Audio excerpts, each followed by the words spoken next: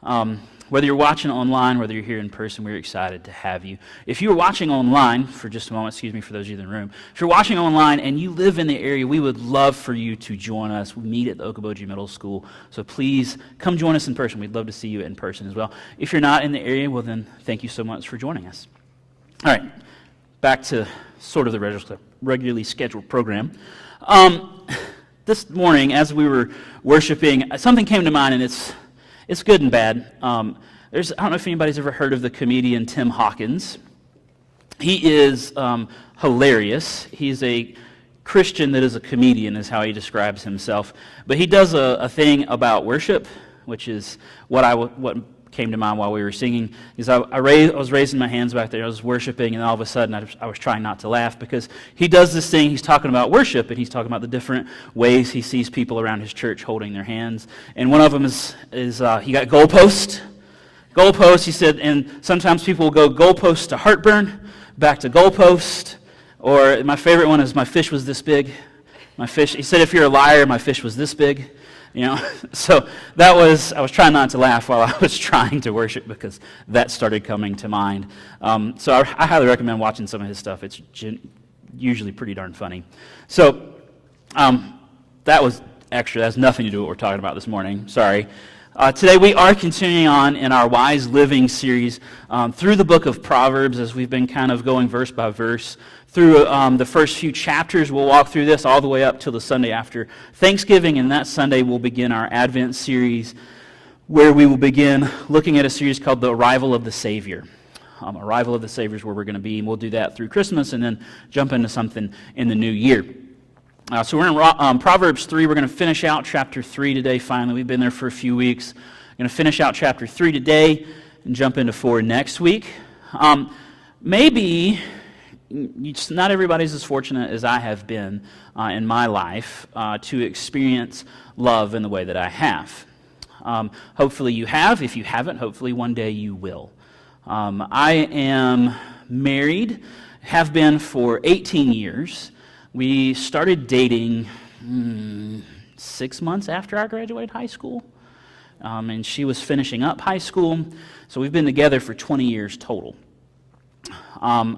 And when we first started dating, I was like most college students, quite broke. And I mean broke as in I couldn't afford the K and the E at the end of the word broke, kind of broke. I was working 2 part-time jobs, taking 12 credit hours a semester of college, trying to pay for that, pay for all my other bills and all this stuff. And so there wasn't a lot of money for us to go on dates. But when you love somebody, you try your best to show it. And so what we would do is we would make time to go on dates, because we both worked, we were both in school, all these different things. And we would go on dates to Outback, because we lived in a town that had lots of restaurant choices. And so we would go to the Outback and we would order 2 glasses of water and a bloomin' onion. And then we would share that, and that would be our meal, because that was pushing it for our budget. It was $10 or something like that, including tip. And the waitress, you could tell there was one waitress for sure thought we were just being super cheap, and so she gave herself an extra $40 tip one time. But it wasn't that we were being cheap. It was like if I had gotten a $40 meal, it would have overdrafted my account, kind of thing. And so when you're in love, you do everything you can to show it. Sometimes you do crazy things. Sometimes you do your best to do, even if you don't have much, you make do with what you have to make something. So we would do those dates, and then there was one time, I can't even remember what the occasion was, why I was doing it, but I know she was still living at home with her family and with her parents. And so I got off work one day before she did, and I went to a grocery store and found the steaks that they had on sale, and I bought a couple of steaks and potatoes and that kind of stuff, and went to her house and grilled the steaks and cooked them and had them prepared, and when she got home, we had a meal together.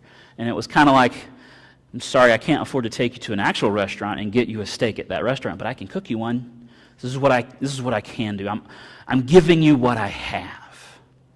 And so when you're in love with somebody, whether it's romantic love like that, or whether it's familial love, so family, you give of what you have to support. Now, I'm talking about all this, hey, if you've been in love and all that stuff. I also understand that there are some people that have never truly experienced actual love in their life. They grew up in a family life where the love was centered on the parent, and the parent was concerned with what they wanted, and it wasn't actual love for their child. The parent had love for themselves, and their child was to do what they wanted, and that was supposed to be love, and it wasn't actual love, and the child never experienced it. And I know that there's people that they marry somebody thinking they're one thing, and it turns out there's something very different, and it's not actually love. It's centered on that person and not on the other.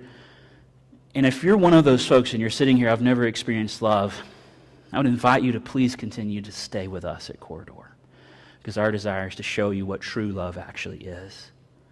And that's the love that God offers. And so today, that's what we're going to be talking about, is this very idea of walking in love. We've been called to walk in love. Like I said, when you love somebody, when you actually love somebody, and I mean actual love, because real love is not selfish, it is not prideful, it does not boast. You know, the whole 1 Corinthians chapter 13 thing, if you've ever read that, if you haven't, I highly recommend go and read it. It talks about these actual attributes of love. A lot of people like to have it read as part of their marriage ceremony, but then we struggle to live it out, if we're honest, because there's some pretty high expectations in there. But the biggest thing, if you read all of those things, what they all boil down to is that they are not focused on one person. They're focused on me showing love to others, or you showing love to others, not them showing me love and me doing what it takes for them to give me love. Because true love is not selfish. True love is concerned with the other person, what they want, what they need, what they desire. That's true love. And I would dare to say that if we as the church, when I say the church, that's the big, what they would say big C churches and everybody that calls themselves Christians, if we truly did that, our world might look drastically different than what it does right now. Because we've been called to walk in love. And we're going to look at this as we walk through this last chunk of Proverbs. And beginning in verse 27, this is what Solomon writes. Before we do get into that, sorry, Caleb, I know I messed you up. I made a transition, then I backtracked it on you. Before we dive into that, don't forget that Solomon is lecturing his son. That's what these are considered. These are called lectures. And they're about wisdom. He's been talking with his son, and I don't look at it more of a lecture style. This is more lecture style, like I'm standing up here and I'm talking to you, hopefully imparting something from God's word to you. I look at these conversations when I picture them, I talked about this a little bit last week, is Solomon is sitting down across from his son, maybe at a table, maybe just reclined on some pillows, because they didn't have couches and stuff really that much then.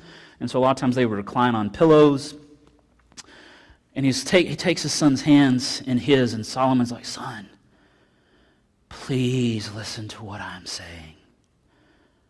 I beg of you to listen to the words I have to offer, because these words will change your life, and these words will prevent so much heartache if you would just listen.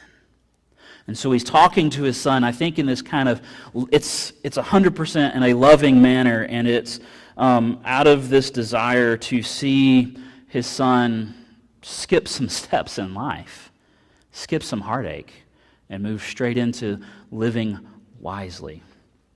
And so, verse 27, this is what Solomon is saying to his son. When it is in your power, don't withhold good from the one to whom it belongs. One last thing. We've been looking at this idea of the importance of wisdom and the value of wisdom. And now Solomon's getting into the practicality of wisdom. This is how you live it out. Okay? When it is in your power, don't withhold good from the one to whom it belongs. Verse 28. Don't say to your neighbor, go away, come back later, I'll give it to you tomorrow, when it is there with you.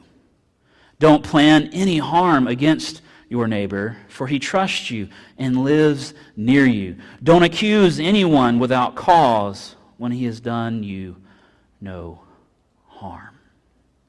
So, what he's talking about is this idea of loving your neighbors. It's fairly straightforward here.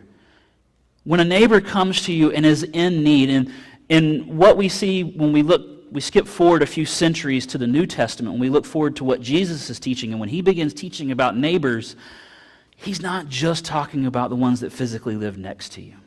He's talking about anybody that you encounter in your life is considered your neighbor. And so when we take that idea, the teaching of Jesus, and we apply it to this proverb, what he is saying is anybody that we encounter that has need, if we have a way to meet it, then we are not to delay. We're to do what we can when we can right away. To do it then. Now, the other thing to remember in this part is it says, if you have it. It's not saying that, somebody comes to you and they are in financial need to pay a utility bill. And you're like, I don't have $400 to pay your electric bill. It's not saying take the $400 that you're using to pay your bill and give it to them. It's saying that if you have that in there and it's where you can give it up, then do so. Or if you have some of it, maybe you've got $100 you can pay on their bill. You've got $50. Give what you have to try and meet the need. Now that's just an example. Maybe they come to you and they're like, hey, up here especially, right? Winter is coming, whether we like it or not. Winter is on its way. And there are going to be people that need coats because you can freeze to death quickly if you're not prepared in February.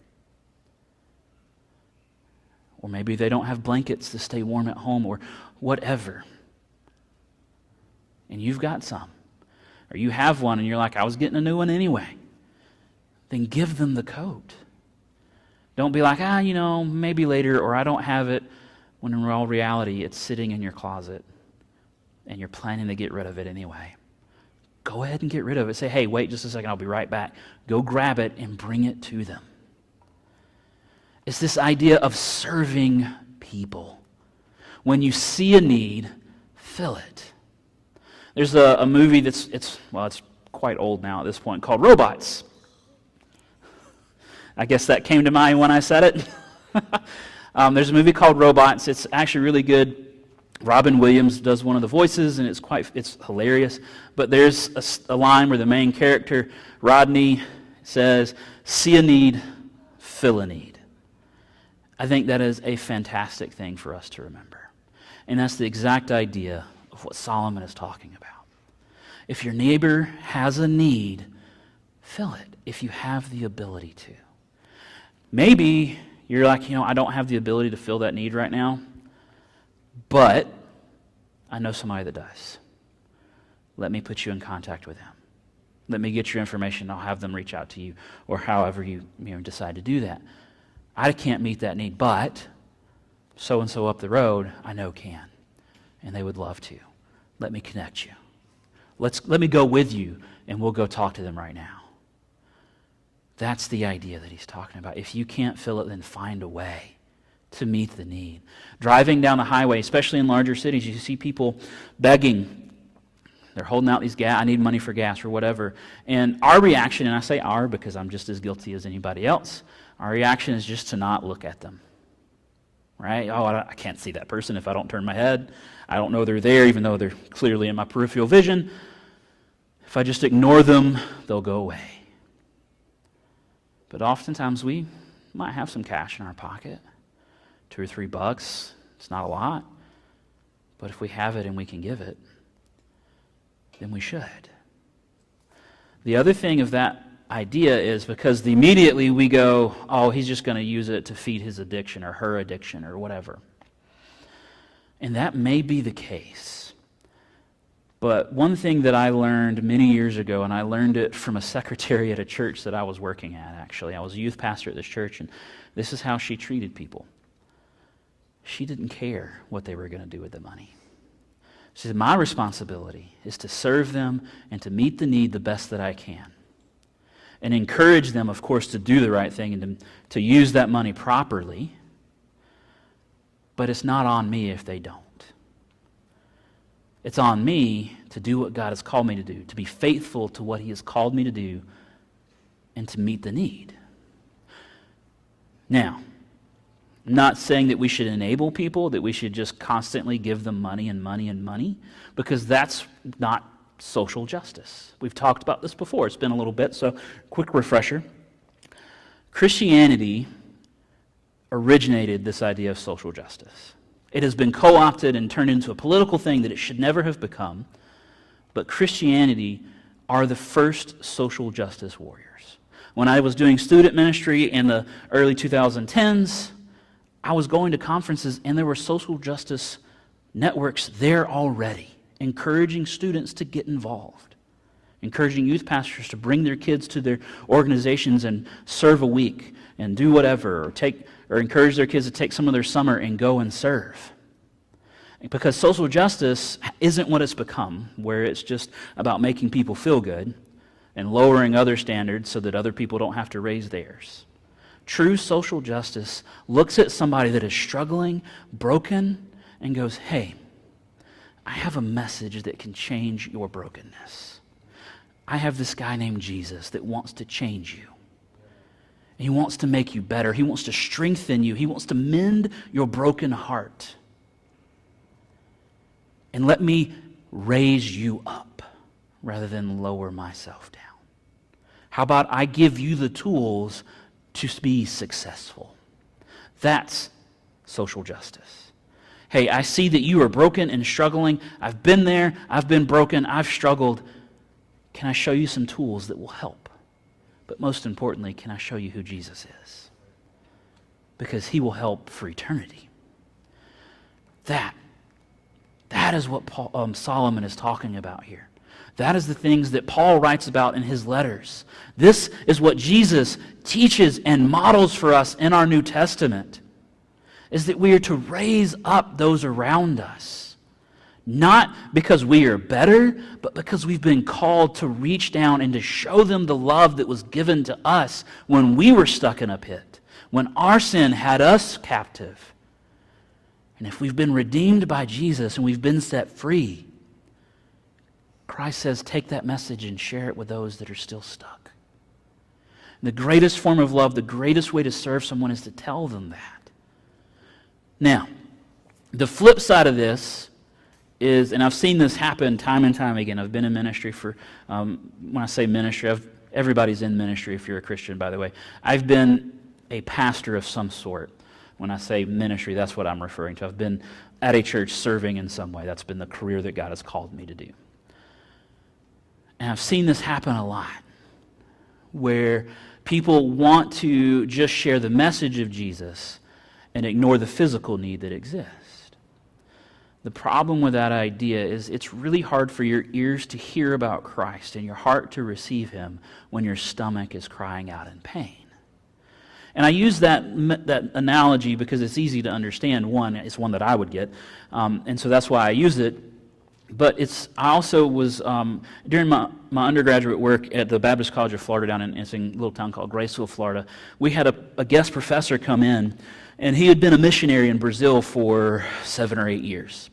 And he was home on what they call furlough. So with the International Mission Board, our missionaries, they're on the field for 3 years, and then they get to come home for 6 months and rest. They don't have to fundraise. They're already funded through our giving.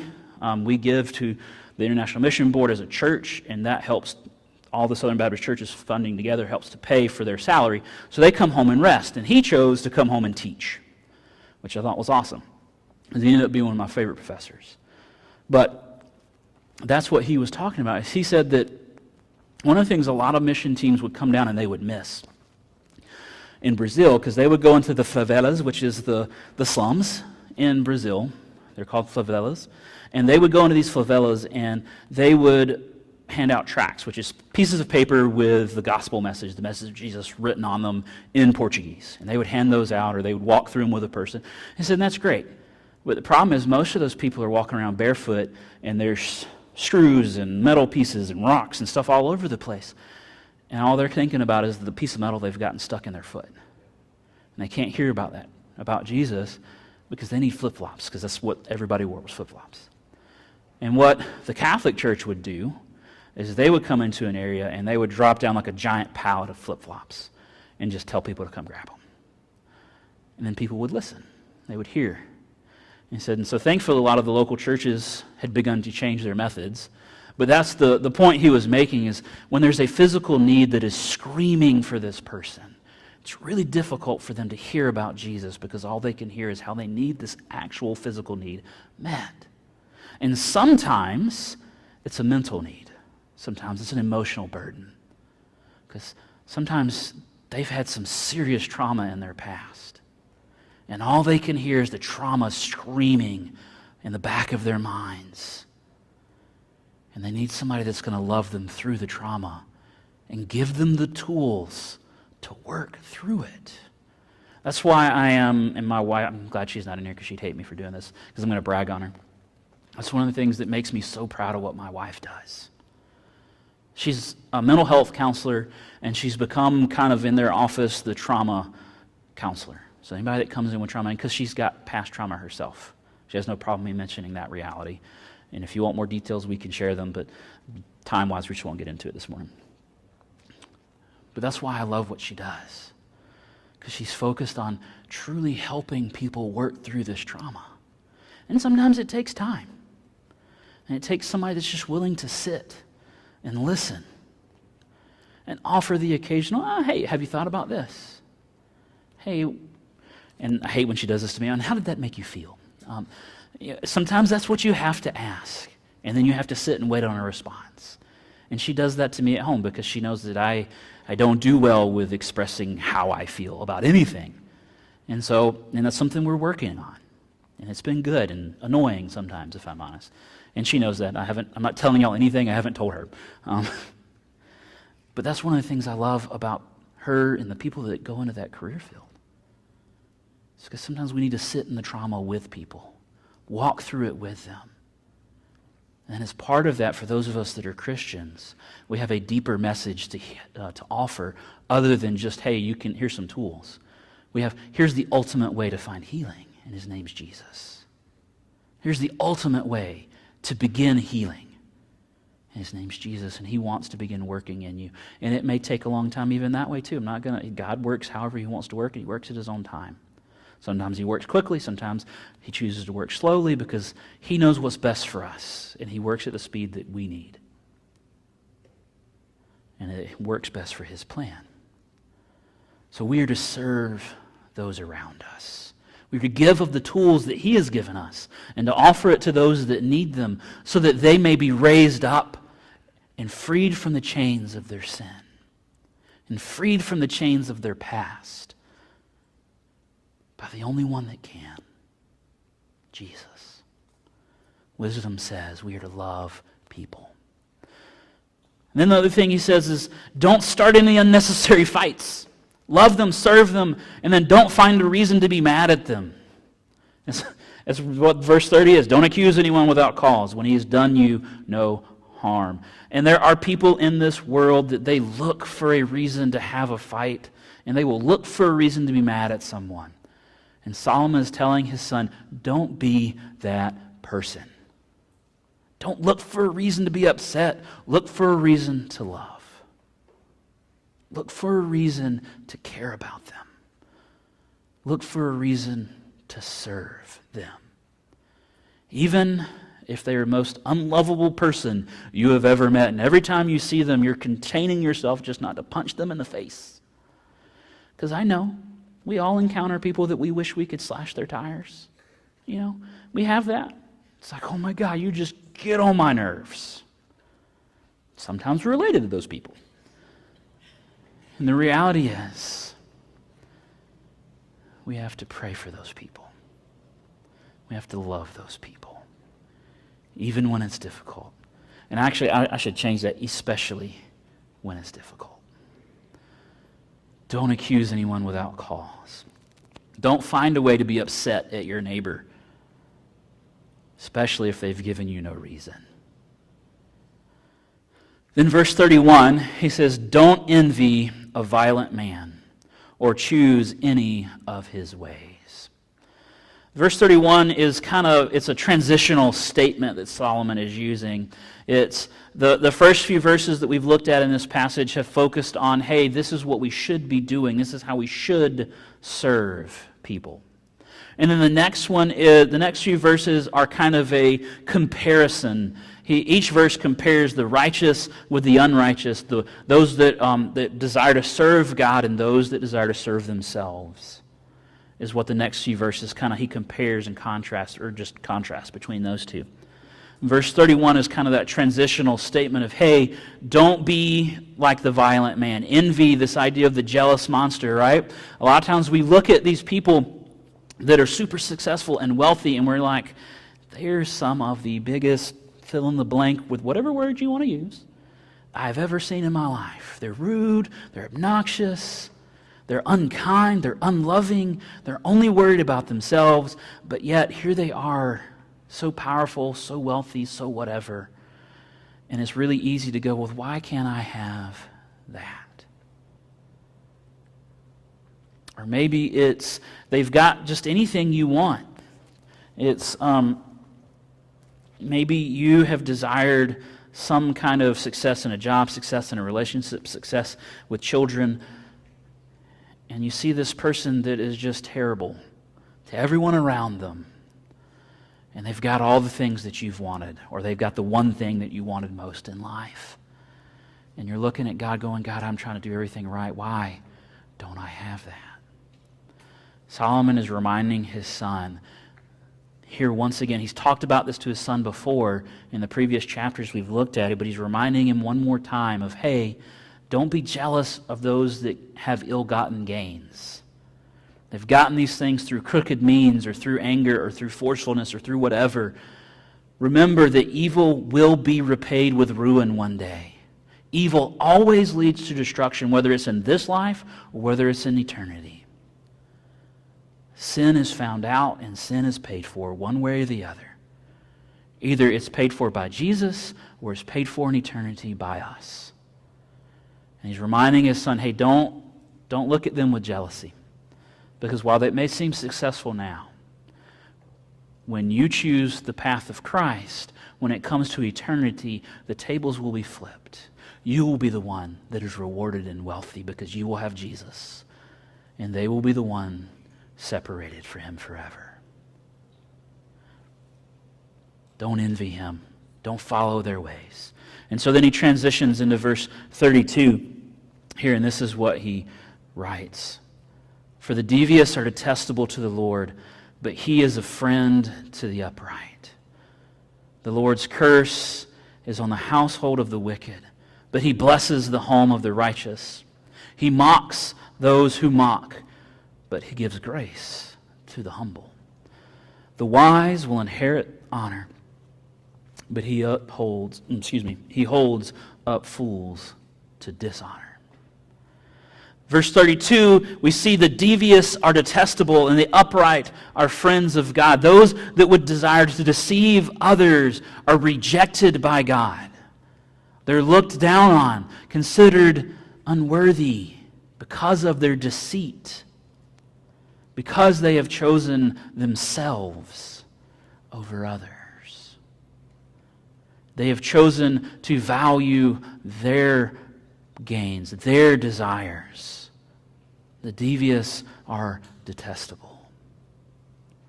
But then he gets the upright are friends of God. And the upright is those that have desired to serve Christ, those that have been made worthy by his sacrifice. Not by their own gains, not by their own desires. They've chosen to lay down their desires to serve Jesus. And because of Christ, we are made upright. We are made good. We are made holy because of his work, not our own. But then he says, are friends of God. That is an amazing set of words. Friend of God. Because a friend isn't an acquaintance. An acquaintance is just somebody you know, you talk to them, hey, how you doing? Light conversation, right? But a friend is somebody that you can sit down with. You can have a cigar, you can hang out, you can spend an hour talking about life. You can get into the details of your struggles, and you know that they're going to offer insight and caring, and they're going to give wisdom. And right here, what he is saying is those that are friends, those that are followers, those that have been redeemed by Jesus, we can sit down with God and we can tell him everything. And he will give us his wisdom because we are his friends. Not because he needed us to be friends, but because he called us to it. Because he wanted us to be his friends. He desires us. And so he makes a way through Jesus for us to be friends. Then in the next verse, verse 33, we see that the wicked are cursed by God and the righteous are blessed by God. Once again, going back to this idea of evil gains will end up with evil repayments. Evil leads to ruin. Even though it looks like so often evil men are successful in this world, but that's because this world is evil and broken, because sin has marred it. And the reality is, when eternity comes, when we leave this earth and we go on to the next place in life, in eternity, we will either go on to worship with Jesus or we will go on to ruin without him. There's a book by a guy named C.S. Lewis, and it's called The Great Divorce. Highly recommend reading it. Highly recommend reading it when you're in a mind where you can think through it, because he poses some really good ideas. If you've never read C.S. Lewis, he's probably one of the smartest guys that have ever lived, and his stuff is fantastic. Mere Christianity is probably one of his most famous books. But The Great Divorce is an idea of what C.S. Lewis kind of thinks hell would look like. And the picture that he paints is that you have, he introduces you to a guy that's in hell. And they're wicked people and they're stuck. They're in a city that never ends, just that block after block after block of grayness and houses that are dingy and broken and crumbling. And they continue to repeat their mistakes over and over again. And they hate them, and they desire, and they wish for something better, but then they choose again to start all over, and they continue to do those over and over again. And they hate themselves, and it's a really good look at this idea of what it could potentially be like there. And that's this idea of when we choose wickedness, and we choose to leave this world wrapped in wickedness, we are never going to choose God. Because the other part of this book is there's a bus that goes every so often, and if you're at the bus stop, you can get on this bus, and the bus leaves the ground and flies to the heavens and flies to this beautiful canyon. And there's lush grass and trees and water, and these people get off this bus, but the grass is harsh to them. It hurts their feet to even walk on it. And the trees they're beautiful, but they're tough as concrete, and they hurt to brush against the leaves. And the water is like diamonds, and it cuts when they touch it. And then they're approached by these beings of light, and they're beautiful. And they look at them, and they're people they know that have chosen Jesus. And they're in heaven. And these people come to greet them, and they're like, hey, come with me. Come back with me. It's a beautiful place. I promise. I know this is harsh and it hurts, but I promise as you get used to it, it won't bother you anymore. And one by one, these people look at their friends, their family, and go, no, I'm going to go back. No, I'm going to go back to the misery that I was in before. Because even in life, they would not choose light. And in death, they still won't. Wicked are cursed for eternity. Because when they leave this world and they have rejected God, they no longer have a chance to choose again. And that's a horrible thing, and it's like, what kind of loving God would do that? But the reality is, he's not the one that did it. He gives us a choice. We can choose him, and we can choose his love and his righteousness and being cleansed and redeemed, or we can continue to choose to walk in our sinfulness. The choice is ours. The righteous are blessed by God. And so God looks at these people, and these are the ones that have been, God, I need you more than I need myself. I need you. And so God looks at them, and the blessing isn't that they're wealthy, isn't that they're rich, it isn't that our life is perfect. It's simply that we get Jesus. And we get Jesus for eternity. And life is beautiful. Even when we look at all of the crap that we've been through, we can look at it and we can go, this is what brought me to Jesus. This is what he used to help me see how badly I needed him. This is a story that I can now tell so that I can share hope with others that have been through something similar. As I mentioned, my wife has trauma, and there's a lot. She went through a lot of things as a kid, and thankfully her mother is there. She's a believer now, and she's an amazing woman, and her father is her stepdad is as well. She just calls him Dad. They're both amazing folks, and we get to go see them. And but it was rough starting out. And there was a long time that my wife looked at that and hated her childhood, parts of it. But now she looks back on it and goes, that was the rough parts of the tapestry that God was weaving in my life so that one day she could do the job she has now. So that she could go, look, this is where I was, but this is where God has brought me to. Now, because of her job, she has to be careful kind of how she does some of that stuff. But outside of her job, it's very clear. She's just straight to the point. This is what I went through so that I could now love others better and tell them of the hope that he offers. Because he redeemed me from all of that. And I love her even more for it. The righteous are blessed. That is the blessing. It's not that life is easy, it's that we can see the good even in the bad. We can see where God is working. It's hard when we're in it. It's hard when we're in it to see that God is working. But oftentimes as we come through it, we're able to go, okay, I see what God was doing. I see how God was drawing me, changing me, growing me, giving me strength, bringing me closer to him. And then in the next verse, he mocks the mocker. He gives grace to the humble. The mocker is not just somebody that's making fun of someone else. Because that's what we think of when we think of mocking somebody, you're making fun of someone. The idea here is that the reason behind the mocking, the reason behind they look down on someone else is because they think entirely too highly of themselves.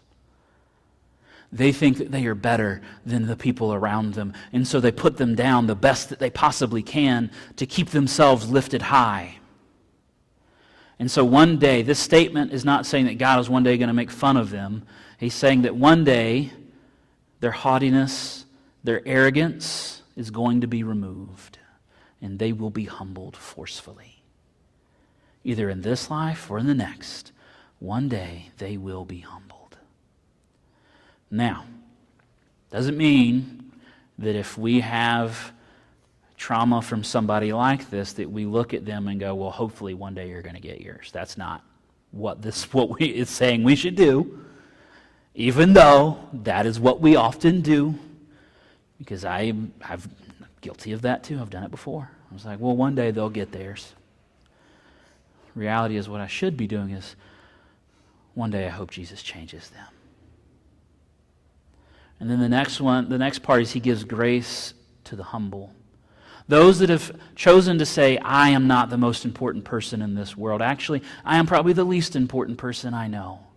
And everybody around me is more valuable. And dedicated their life to lifting up the people around them and showing them love. That is the idea of giving grace to the humble. When God looks at someone like that, someone that chooses to go, I can't dig my own way out of this mess. I need help. They're humbled. They're no longer arrogant. God looks at them and goes, I can pull you out. I will pull you out. I will rescue you from your sin.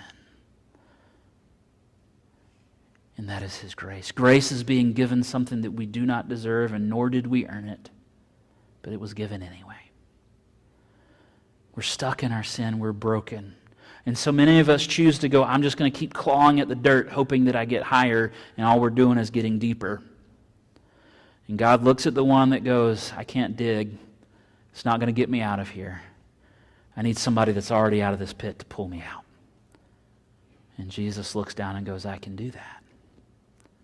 I chose to lower myself in so that I could tell you what it was like that I knew and I understood. But I had the power to get myself out because I'm God. And Jesus looks down on us and says, I will pull you out because you understand that you can't do it on your own. He gives grace to the humble. Over and over again, he gives grace. Then the last verse, Solomon flips kind of the order of things, because before it's been the evil and then the good, the evil, the good, and then this last verse it goes the good, the evil. The wise inherit honor, fools receive dishonor. The wise, those that make the good decisions, will one day have a life that others look onto and go, that was a great person. That's honor. And it's not because of anything we did, but it was because of who we loved. It's not because I deserve it, but it's because I was given it.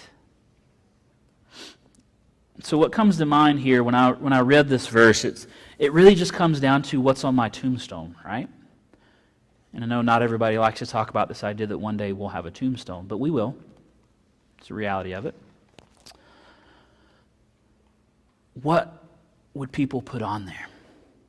Would people put on my tombstone, here lies Daniel, loving husband, great father, wonderful pastor? Or will it be, here lies Daniel, jerk, person I hate because he was a turd? What are they going to put? Person that was rude, disrespectful, only loved himself. The other thing that came to mind as I was working through this passage was my grandmother. My grandmother was Annie Clements. It's actually who our oldest, is named after. And we picked her name because she was a woman of honor. When she passed, we stood at the visitation for hours waiting on people to file through. Hours. From the time, I think it was a 2-hour, maybe 3-hour visitation, from the time they opened the doors of the funeral home and the chapel to the time we shut it, there were people walking through. And then the next day at the funeral, the same thing. The chapel was filled with people that knew my grandmother and loved her because of the way she loved people and the way she loved her family. But most importantly, because of the way that she loved her Jesus. The wise will inherit honor, making good decisions, using wisdom that only comes from God, brings honor.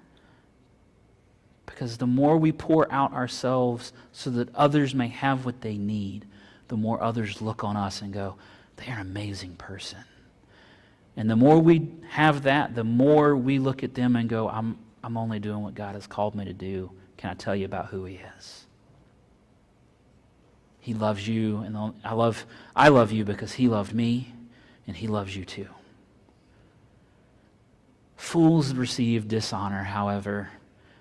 They're the ones that at the end of their life, they're at the funeral all alone, just their body in a box. And only a handful of people standing around, and they're there because they felt like they had to be. They're the ones that lived a life for themselves, and at the end of it, they had nothing left. Today, as we're finishing up, as we're getting ready to go out, walk in love. For what reason, however, should we walk in love? John, one of the apostles, writes this in his first letter in 1 John. We were real creative when we named that one. His first letter that he wrote, 1 John, it says, we love because He first loved us. It's probably one of the most famous lines from that letter, and that's the reality of it. God has called us to love our neighbors, to love those around us. We're to serve the people around us in love so that we might be able to share the great hope of Jesus. We love those around us because when our need of redemption was at its greatest, Christ loved us first. We serve because Christ came to serve, and he said for us to do likewise. Now, the other thing here, and the last part, is to remember that this is an individual responsibility that we're talking about today. Because one of the things we are quick to do is go, oh, well, we'll let the church help with that. I'll call Daniel and tell him what he needs to do. And I would probably help out if I could. Probably would, because that's what we're called to do. But here's the challenge for you in that department. This is an individual responsibility. You are the one. If they came to you for the need, then God placed you there for a reason. And it's you that are meant to meet it. So try meeting it yourself first. And then if you're like, hey, that one I can't help with, but I know somebody that can, then you can call me and we'll do what we can as a church. But it starts with the individual acting the way we've called to live. And then we do it together as a church too. So it's both. So here's my question. Who do you serve? Yourself or Christ? When you look at your life and the decisions you make, who does it say that you serve? Yourself or Christ? And the reason I say Christ is because if we choose to serve him, we will serve others. It's a natural outflow of loving Jesus. And if it's not, then we should probably check if we actually love Jesus. That sounds harsh, but that's just the reality of it. If we don't love people, then we probably don't love Jesus either. So who do you serve? Yourself or Jesus? We're going to close out differently. We're not going to have a verse today just because I wanted to change it up and do something a little different. So I'm just going to pray for us. If you desire to pray out loud along with me, I invite you to do so. Father, thank you so much for this morning. Thank you that we could gather as a family and as friends, and we could worship you through song, but then we could open up your word and we could learn more about you and how you change us. God, may you give us strength to love, to serve the people around us, that when we are met with a need, that we don't push it off, and we don't like, well, come back tomorrow, maybe I'll help then. Or, hey, go see somebody else. I don't have anything to offer you. Let us seize the opportunity to serve someone so that we might gain the privilege to speak of truth, of you, and of your love. In your name we pray. Amen. Thank you so much. May you have a great week.